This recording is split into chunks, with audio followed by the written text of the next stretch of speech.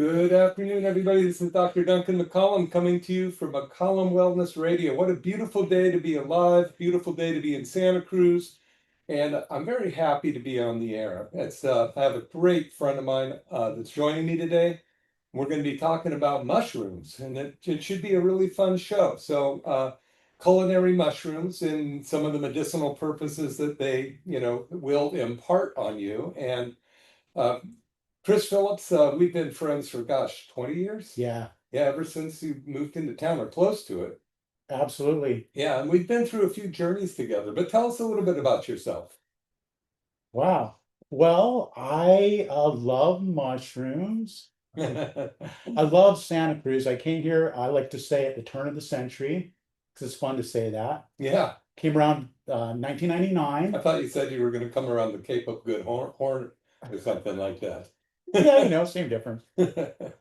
And actually, I had a friend who was moving out here and invited me to come and check it out. We came for a weekend, and I just fell in love with Santa Cruz. I was like, wow, where have you been all my life, Santa Cruz? Yeah, This no is where I kidding. should live. Yeah, And so shortly after that, I moved here and have been here mostly ever since. I took off to Kansas for a year or so to find my wife, uh-huh. married her and brought her back. Wow. So And you're not in Kansas anymore. not in Kansas Yeah. anymore. Neither is she. I mean, she's grateful. Yeah, no, Tiffany, she's awesome. She is. I'm blessed. I definitely married up. Good. Yeah. But yeah, I started my own business, went into construction. I was a glass contractor. I A got my life glazer. a glazer. Yeah, but you come from a whole family of glazers. I come from a line of glazers. My That's dad was a glazer, my older brother was a glazer, and I tried not to, but I couldn't escape. It caught up with me. I got into it, and I realized once I started doing it that I had a real aptitude for it. Yeah, And I enjoyed it. I guess it was just in my genes, exactly. It kind of reminds me of that movie, My Cousin Vinny, and Marie Telmore, whatever her name is, that says, I come from my father was a mechanic, my brother's a mechanic, my uncle's a mechanic. So you're all from glazers. And that you've told some pretty interesting stories, the high rises that you've worked on. And, you were in Las Vegas for a while being a glazer. That must have been interesting. It really was. Yeah. Las Vegas is really where I grew up and cut my teeth in the glass industry. So my dad was, very involved there in the union and stuff like that. And then my brother, my older brother, he's 5 years older than me. That's great, right? Greg, Yeah. right. And he went into the industry. And like I said, I kind of tried to avoid it, but I was in my early 20s and I was sitting and having a conversation with my dad. Hmm. And he mentioned just in passing how much money he was making. Mm-hmm. And I said, what? You make that much money? It's like, oh yeah, that's if I work, regular 40-hour week. Yeah. I was like, man. It's being very transparent, I guess. Yeah, well, No pun intended. exactly.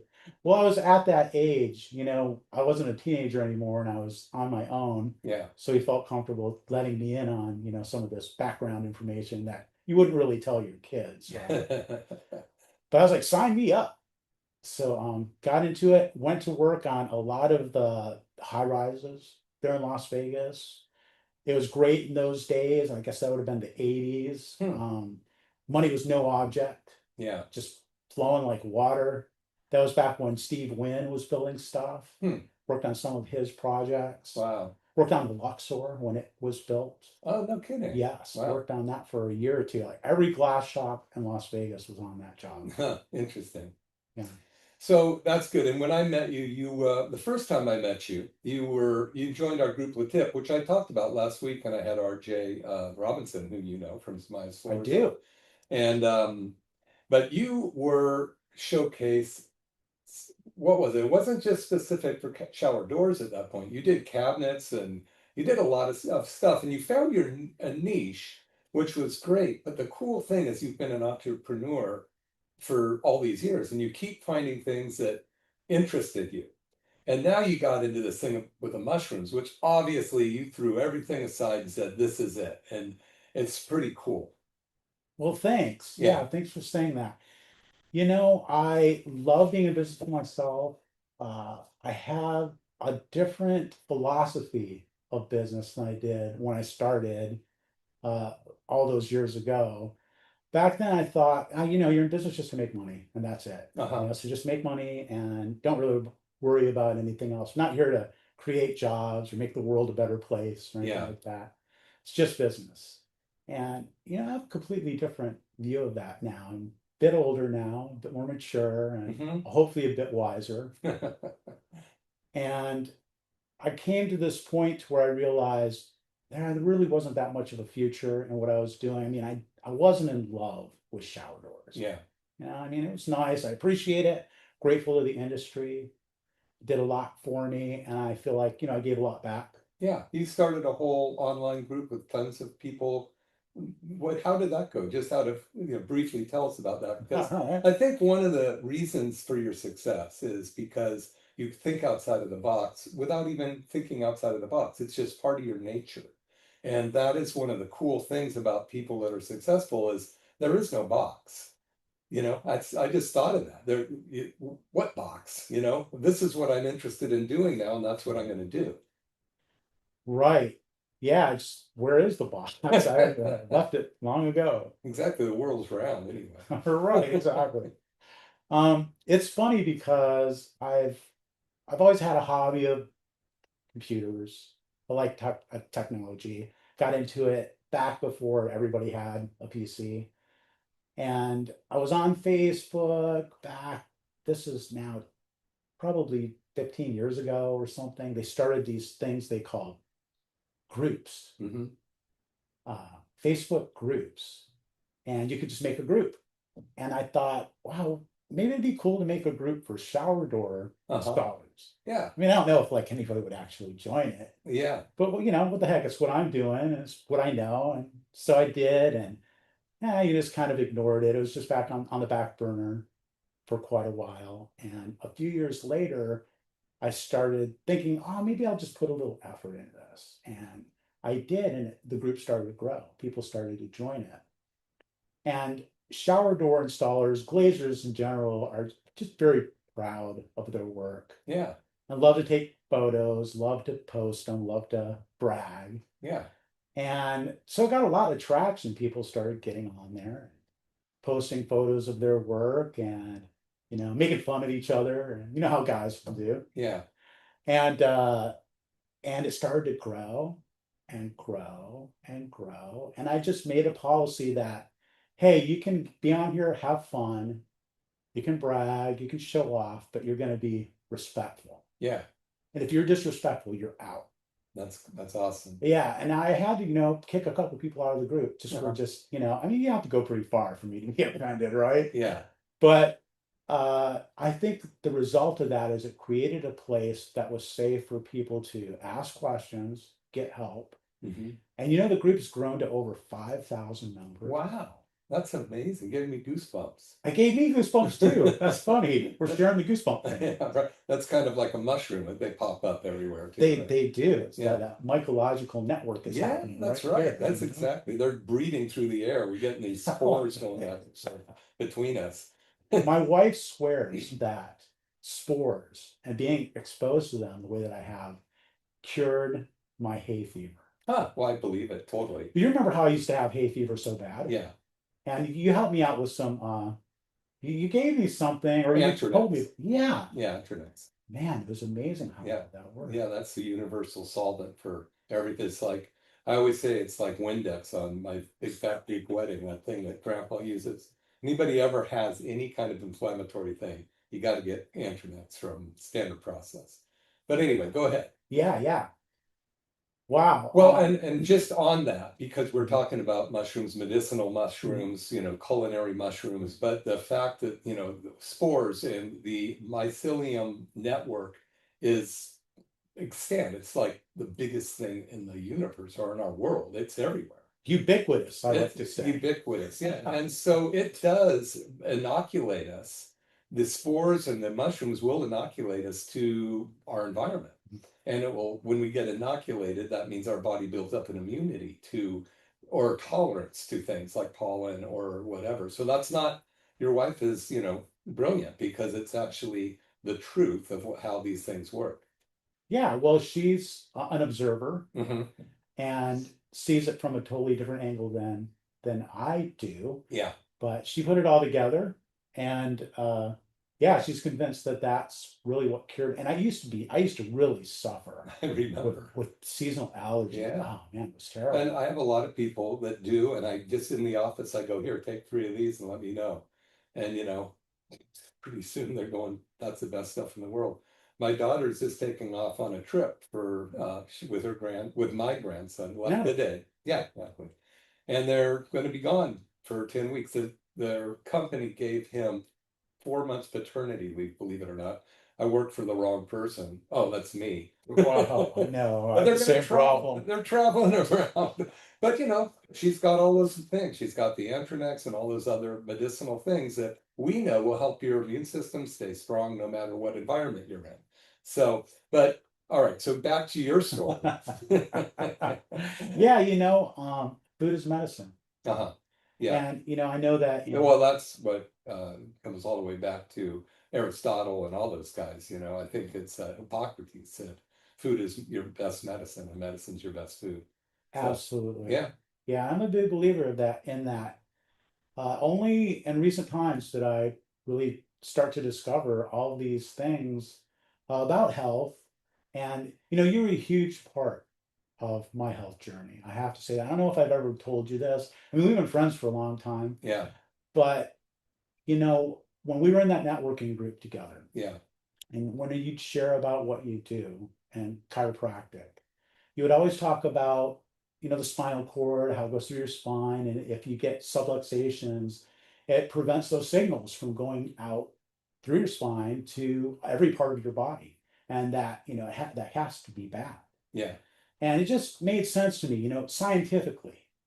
Now I've got this kind of I love science. Uh-huh. I get to do science for a job every day. Oh, that's cool. But it made sense to me, and I came and saw you, and you told me I didn't think I was unhealthy or anything. I felt like I was in pretty good shape, but I had a couple little issues. This is how I perceived myself at that time. Yeah. Yeah. And you prescribed a treatment program that was pretty expensive, probably more than what I thought I really needed. Yeah. But I trusted you, and I went along with that. And I completed that process, and you put me on to wellness. Yeah. This has probably been 15 years ago. Probably, yeah. And I still go to your office twice a week to this day. Yeah. But anyway, along that journey, I think it was, I don't know, a year or two into my treatment, you said something to me about my weight. Mm-hmm. Now, if you're just like listening at home, you can't see me. I'm 5'5". And at my highest weight, when I started to on my weight loss journey, I was at 249. Wow. I didn't realize that.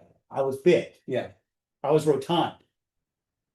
And Duncan, I remember you saying to me, said something to me about it. It was kind of like the elephant in the room, so to speak. Yeah. Sometimes it is. We can't see it. Yeah. But my breathing was labored, and that was the thing you pointed out. I was like, wow, you're really I remember. Do you remember that? Now that you say that, you're giving me goosebumps again. I remember saying that to you. Yeah. I remember it too. Yeah. That was, I think, a pivot point in my life to where it was something about you saying it, because you're someone who I really admire and trust. And I knew that you were saying it because you love me. Yeah. And you care about me. So I really took that to heart, and I decided to do something about it. And I changed the way that I ate. And basically it's just like keeping track of what I was eating, and budgeting my food. Exactly. Becoming a little bit more active. And I started to lose weight.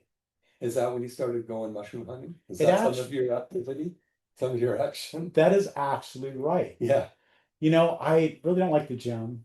Yeah. I was looking for something to do to be more active. And I heard about this foraging for mushrooms. And I love mushrooms. Yeah. I always have. And I thought, wow, that would be fun. I should check into that, see what that's like. And to get me outside, get me out in the nature and hiking around and stuff.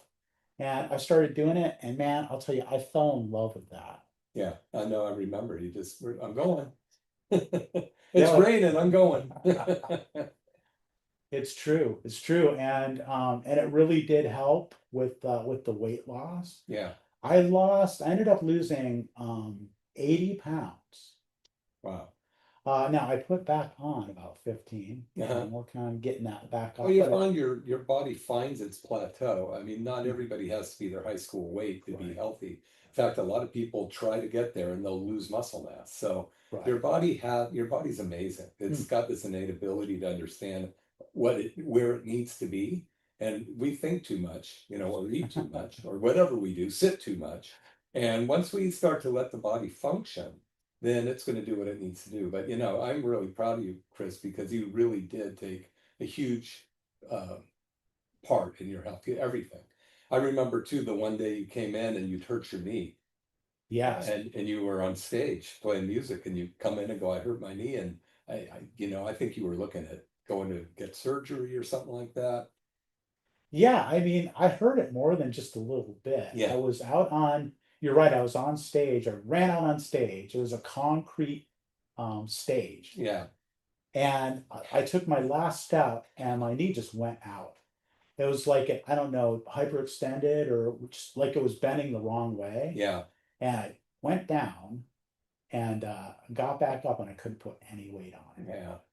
Wasn't And pretty. oh no, it was terrible. And I went and got an X-ray. The X-rays didn't show anything, but they said, oh, you need to get an MRI. So what actually happened was I came to see you and I told you about it, and I was asking you about an MRI, I think, Hmm. if you knew where to send me to get one. And what you said was something along the lines, yeah, you get an MRI. But why don't we just treat it for a while and just see what happens? And wow, if you didn't just fix the problem, I mean, it didn't happen overnight. It Yeah, took like months or probably like a year yeah, of just being. You just adjusted my knee. yeah. You just every time I came in, and man, I rarely notice it. Hmm. I'm pretty sure if I'd gone to like a doctor, an MD, that he would have suggested surgery. Perhaps, and if I felt like that was that bad, I would have told you. But looking at the situation, it was like, typically, and you're going to do that stuff to either do some kind of surgery or, you know, medication, injections, or burn things or what have you. So it's important. I mean, like when I blew out my appendix, I was in a hospital for 5 days. It was amazing. Yeah, But you're here to talk about mushrooms. that's right. And I really want to get to that because it's so cool. But I think just getting a little bit of your background and your appreciation for your own health, life, and your curiosity is really cool because you and I started something, it's been several years ago that, what was that? Clubhouse, or Oh yeah, Clubhouse. was that what it was called? It was. You found it. Yeah, And like people probably know this, but like we've really been pretty good friends over the yeah, years. And we both are musicians. yeah, So we jam together like quite a bit. yeah. And we've done a lot of just stuff outside of the doctor's office sort of thing. Yeah, and so we started a clubhouse group called It's Your Best Day Ever. That's right. And that was fun. We put some time into it, but it ended up not being where we wanted it to go. But it was really cool because, and here I have right here, sitting here are my bottles of gratitude right on the Yeah. table here, Vitamin G. which is pretty cool. But so tell us about how you started. I know you were foraging, you started playing around with growing some of these, and now it's like that's all you do. Right. Yeah, you're right. I started messing around with it. It was a hobby. I built a little enclosure to start growing mushrooms in. I think I was probably growing 5 pounds of mushrooms every week. Hmm. And the more I did it, the more I loved it. And I came to realize, man, this is something that's really a passion for me. Because you know how it is, just like you're describing the clubhouse thing. You try things. Yeah, You got to try different things. yeah, And sometimes it works out, sometimes it doesn't. exactly. Sometimes you realize, oh, this is really fun until you really start working at it. And that's like, oh, it's not fun as work. Exactly. It's fun as fun. Yeah.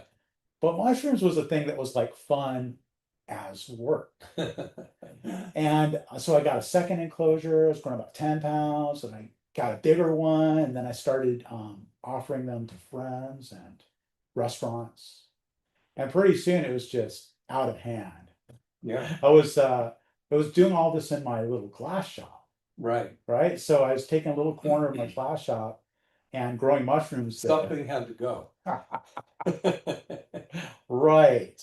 And since the mushrooms were growing on you, and you've been a glazer for 30 years, it was a new step. And for those of you that are on Facebook and who may watch this later, there's a bouquet here. I'm going to hold it up All right. for Facebook crowd, but maybe you can get, kind of explain what we got here. We've got all kinds of beautiful mushrooms. So go ahead and run us through some of the ones you grow, what the medicinal purposes are, or just the culinary purpose of them, and let us know about this. And you're located on 17th Avenue. Right. You're 1970, 17th Avenue. We're open right now. My wife's there without me. It's time to take care of the crowd.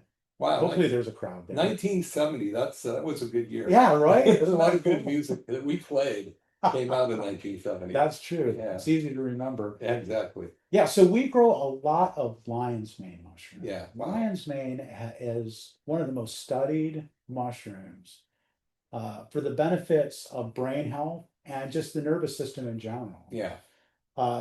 They're shown to increase cognitive function, and so there you'll find a lot of lion's mane products out there. Yeah, absolutely. Coffee, tinctures, pills, or powders, supplements of all kinds. But the funny thing about this mushroom is that it's one of the most delicious mushrooms to eat. It's a great culinary mushroom. So that's primarily what we grow. We grow more of that than anything else. Oh. We grow a lot of various oyster strains.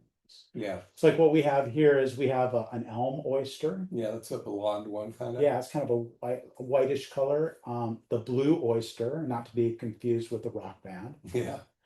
Black pearls, which is also an oyster strain. Golden oysters. They're beautiful. I haven't seen those before. They're really nice. I love the fragrance of them. They're just beautiful, and they're very delicate and very tasty.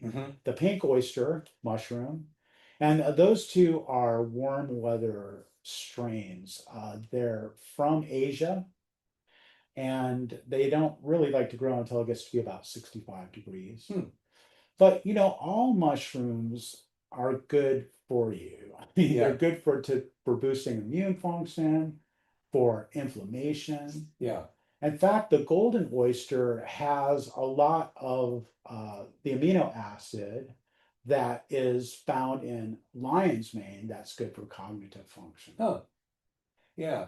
Well, I can tell you from, the people that I've studied with, and we had this conversation a while ago, that by, using mushrooms to extract the functional essence out of different types of plants is a kind of a new thing. So some of the our health people like Dr. Plump, who I know really well and work with, he is really loving being able to use the mycelium process of pulling the nutrients out of some of these substrates, they're called, which is like the ground or the bark they're growing on, right?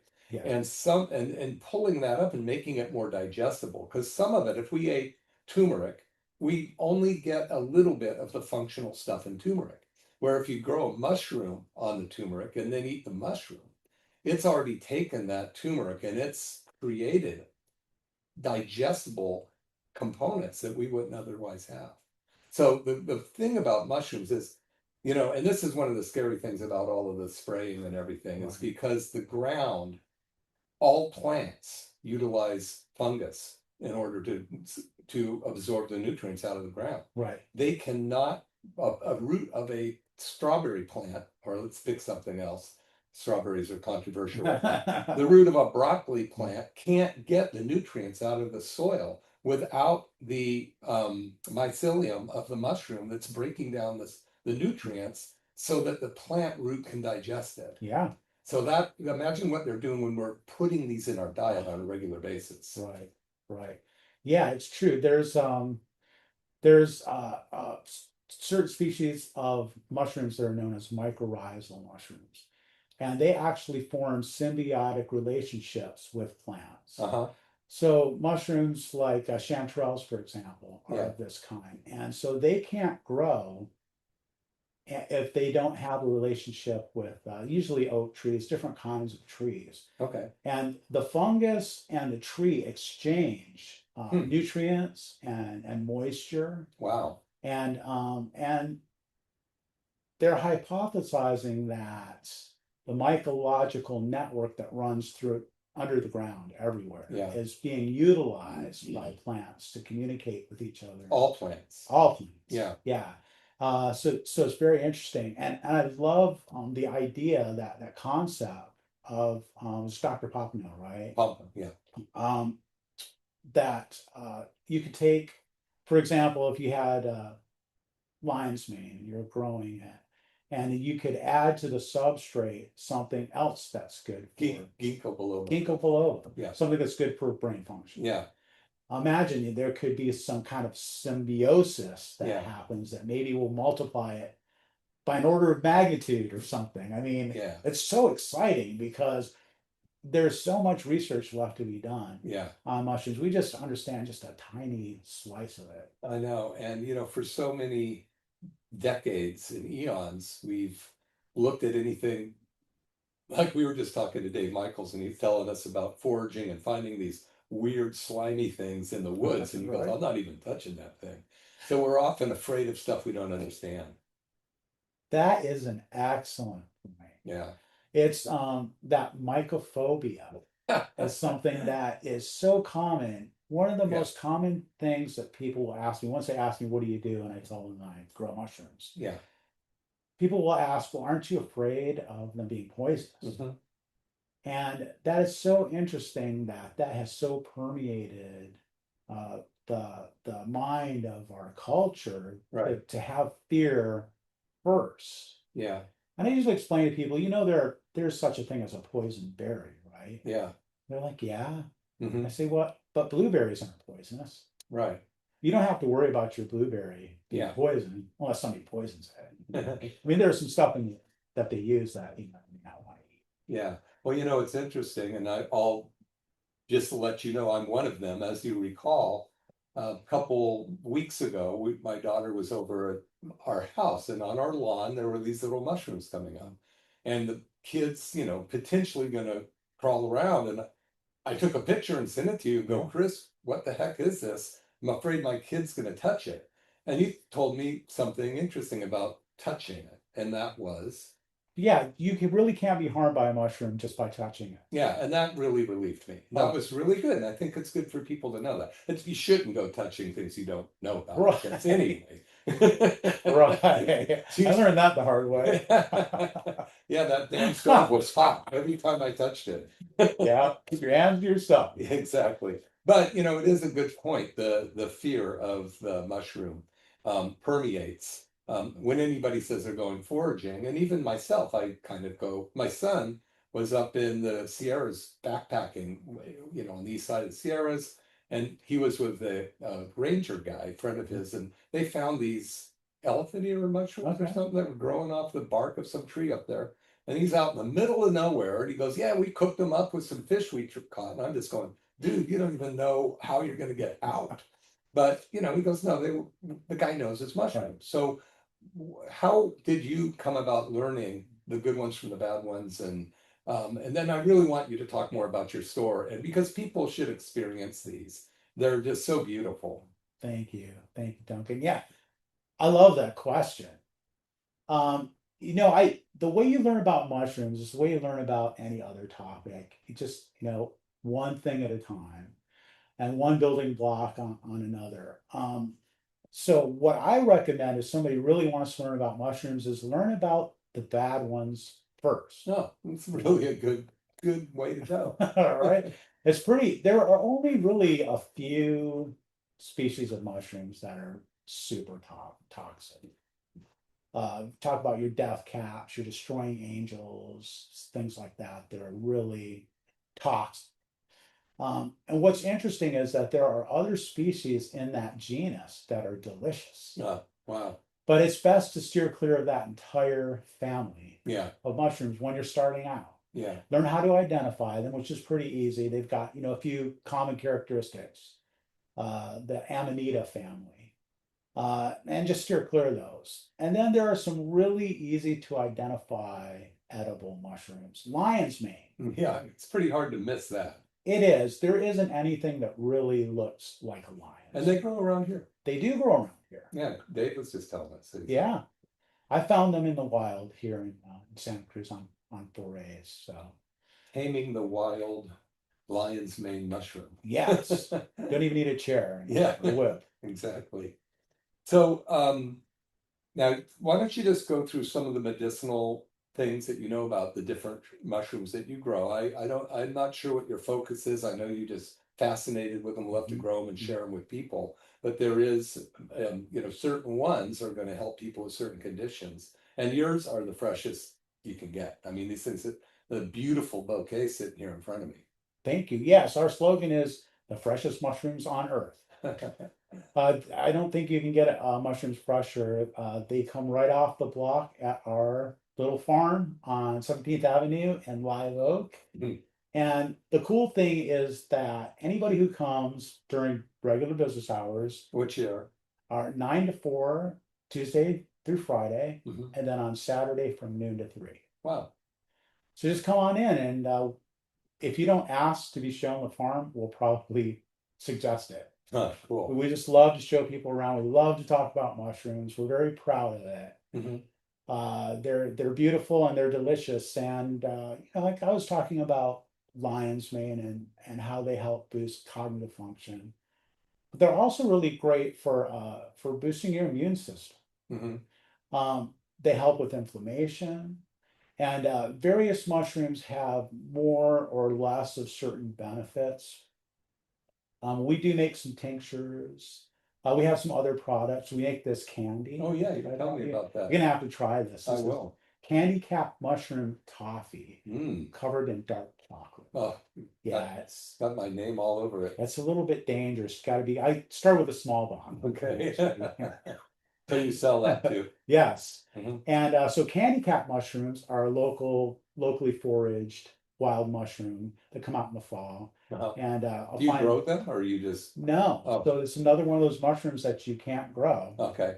You have to find in the wild. Huh. But they are really unique in that they have an aroma that's similar to brown sugar or maple syrup Oh yeah, when yeah. cooked. Yeah, and you can tell by smelling them in the wild too, right? You can. Yeah. Yes. And so they're often used in desserts, like Mhm. ice cream or cookies or stuff like that. Wow. So, Mushroom ice cream. Who would Yeah. have thought? right. So we decided to try this recipe with a toffee that's chocolate covered. I'm gonna try some. You should try some. They're really good. I've got to be careful when I'm making it. But there are some other mushrooms that we don't grow and that aren't known as edible. They aren't actually eaten because they're just too tough to eat. Like reishi is one. Also, there are reishi mushrooms that grow in the area. And I've actually foraged them here. Do you grow portobello though? No, portobello, that's an interesting thing. Portobello, butt mushroom, cremini mushroom, Yeah. and they're all the same species of mushroom. There, Yeah, that is delicious. it's not good. Sorry, everybody. Wow. That is amazing. Thank you. Yeah. Yeah, I worked on that recipe for quite a bit, so quite a few iterations before I got it. So I'll just let Chris finish the show. I got a box. Talk No problem. I can talk all day. You know me. Yeah, so we do I was talking about reishi, and it's great for blood health. Yeah. People find that it helps them sleep, get good sleep. Another great mushroom that's also indigenous to Santa Cruz and just about everywhere is turkey tail. That's the stuff that that my son found. Oh, turkey tail, yeah. It grows on bark, right? It does. Yeah. And that's one of the most studied mushrooms for its medicinal purposes. And it's being used for cancer treatment. Yeah, and especially breast cancer. But it's a really nice, it's a very beautiful mushroom, very tough, kind of like leather. And people use it in their tea. So you can steep it in some hot water and then drink the tea. And it's got a pleasant flavor. Yeah. And it's good for you. Yeah, that's good. Yeah. It's nice to have something that's good for you, that you can enjoy. Yeah, and enjoy it too. Like right? this chocolate. Right, exactly. Oh yeah, it's good, really good for you. Full of phytonutrients. Yeah, absolutely. All the good stuff's in there. Resveratrol and all that good stuff. So when we're talking about the medicinal part of mushrooms, and so if you just go and buy some mushrooms and cook them and eat them, are you getting some of the nutrients that are, in those mushrooms, or do they have to be refined more, or is there a dose that you're getting, or how do you recommend looking at that? Oh, I love that question. Well, the short answer is yes. Buy mushrooms. You have to cook mushrooms to release the medicinal. Oh, I did not know that. Right. I mean, you can eat mushrooms raw, and sometimes they taste good. Yeah. But really, all you get out of them is just the water. Just like a salad, you get mushrooms at one of the restaurants, and they cut it up and put it on salad. You're not getting anything out of it. Yeah, not really. Not much nutrients. Okay. The medicinal stuff really needs to be broke down by heating, simmering. If you saute them, even drying them heats them up and releases some of those medicines. So when we make tinctures, we use a dual extraction method. So we'll use a solvent, either like alcohol. Primarily, that's what we use as a grain alcohol, and leave them soaking in that for about 21 days. Okay. And then after that's completed, we'll take the pulp out and then simmer the pulp for about 24 hours. Okay. So the medicines that are solved by that are not solved by the alcohol will come out in the water. So do you have both things? You have the alcohol tincture plus a water form of it, and they are different in their compounds or something like that? Well, it's interesting because when you extract medicines from the mushrooms, that's called an extraction. Okay. And then when you extract medicines by using simmering in water, that's called a decoction. Decoction. Right. Not a concoction, but a decoction. When you combine them, that's a concoction. Oh, no kidding. Yes. Wow. You're ahead of me. Man, I learned a lot today. Smart, man. I can't get much past you. That's pretty cool. So you do have some of these. Which type of mushrooms do you focus on with that?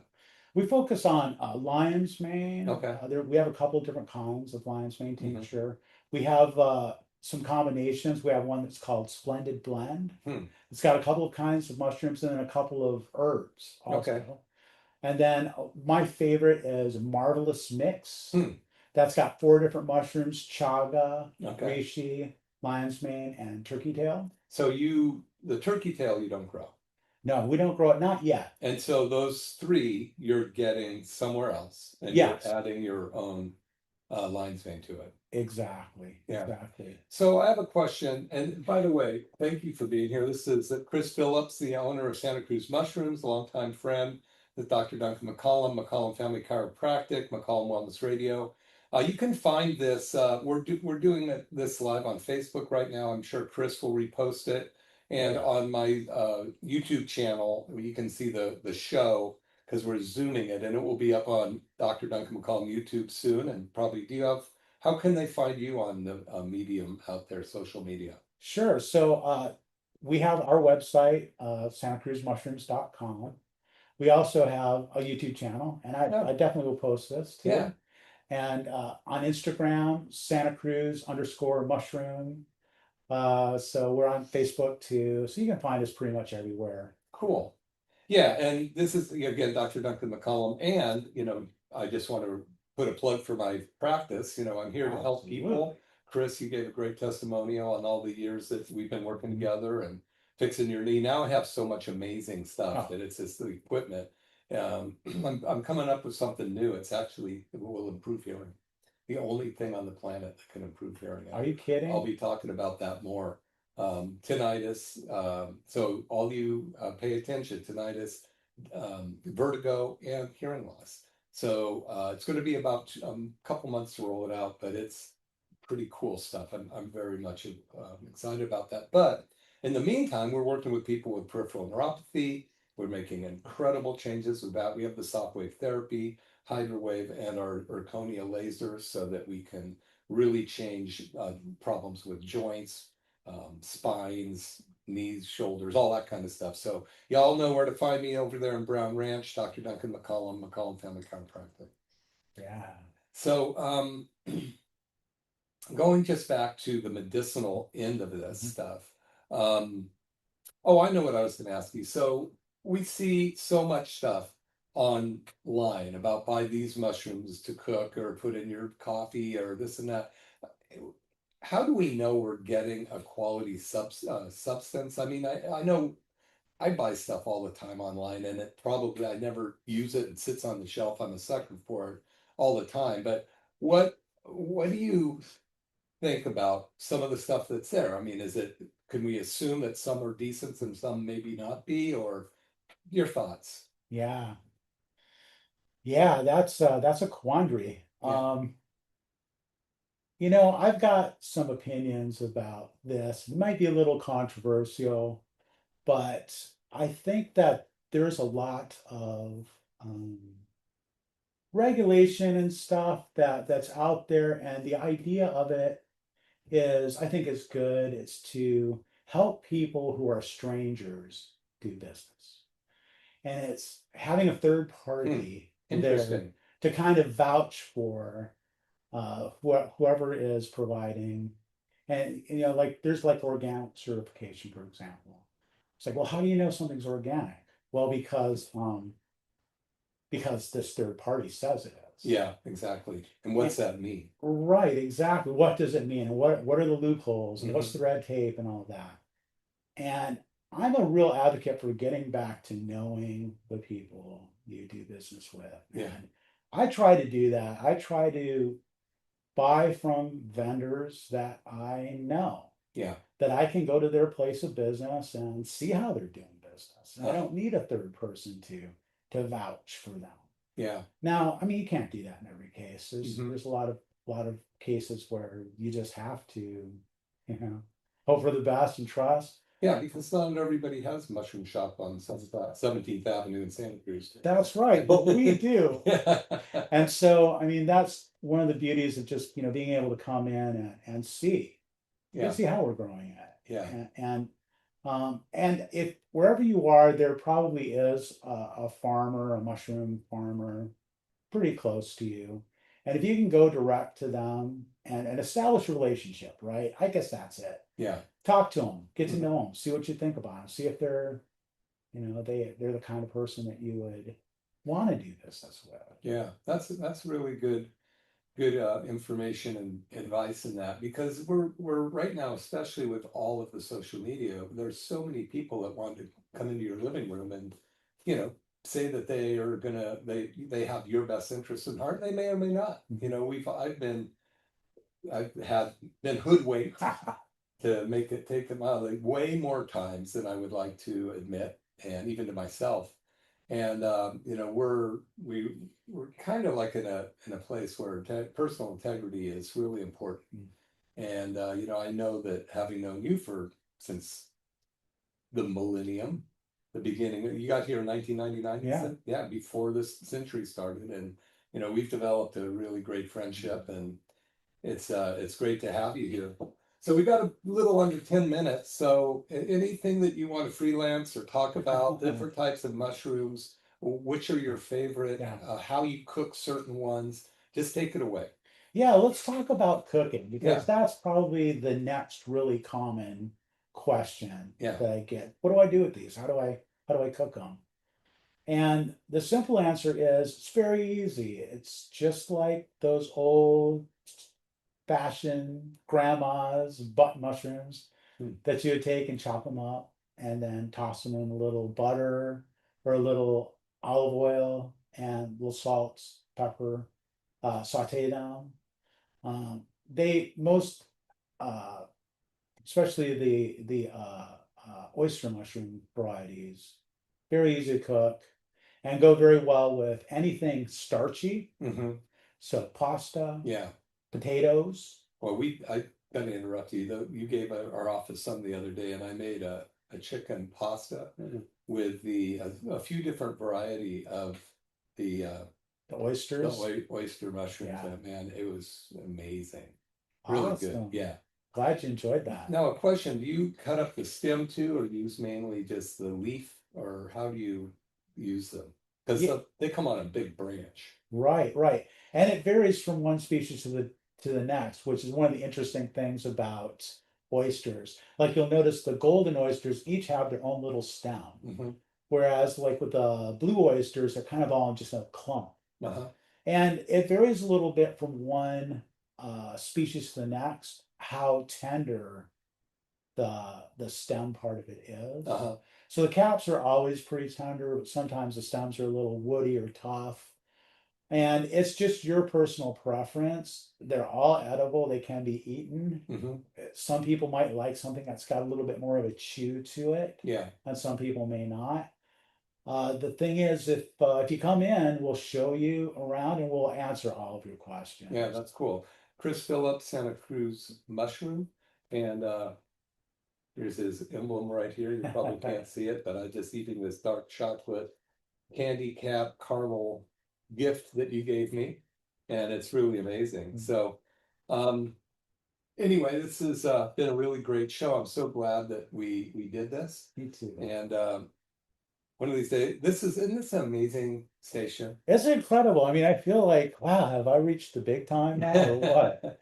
Well, and it's so many people, I wish more people took advantage of the station because this is the last RCA Victor station of its kind. They were built sometime in the 40s all over the United States. That was the state of the art. And you can see this is a sound machine. They would have live bands in here play music.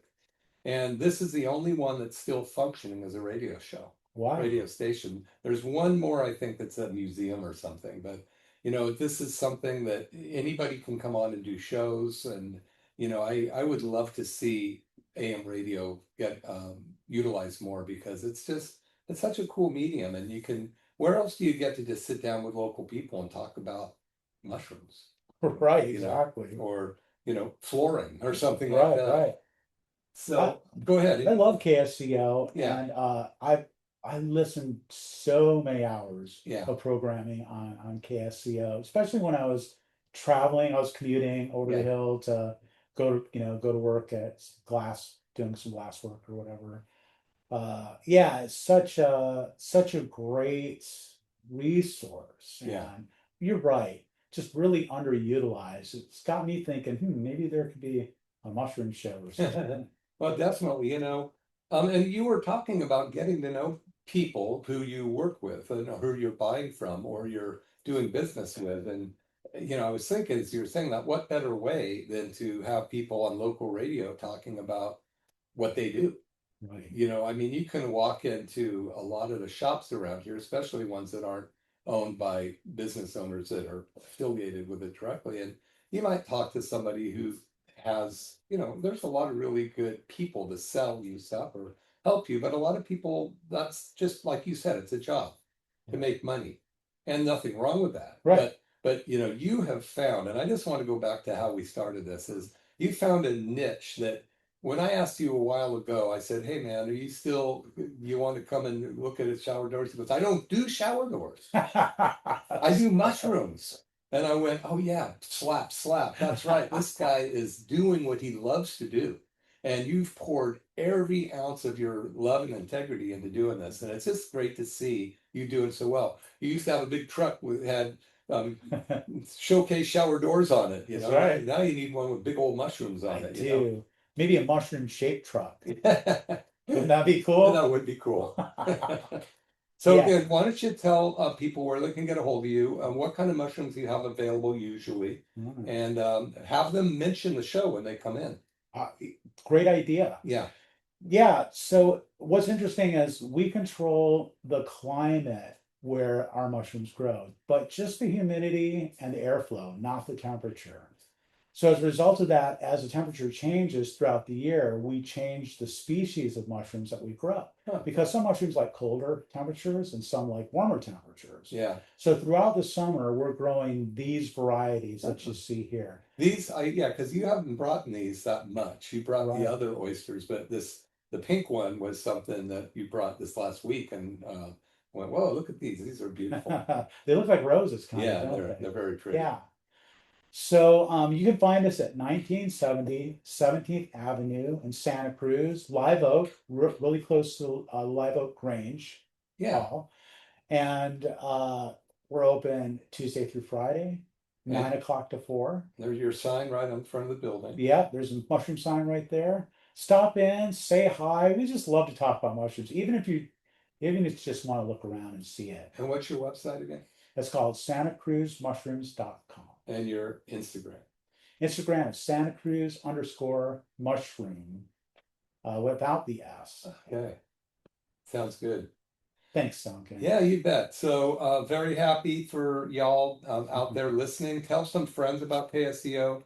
Let's see if we can revive the station. You know, MC's been carrying the torch for a long time, and we need some people that love to talk to the community. And this is the best venue I know of, because you just sit here and people tune in and they're digging holes in their ground, or ironing their clothes, or cleaning their house, and they're finding out about local people. So that's pretty cool.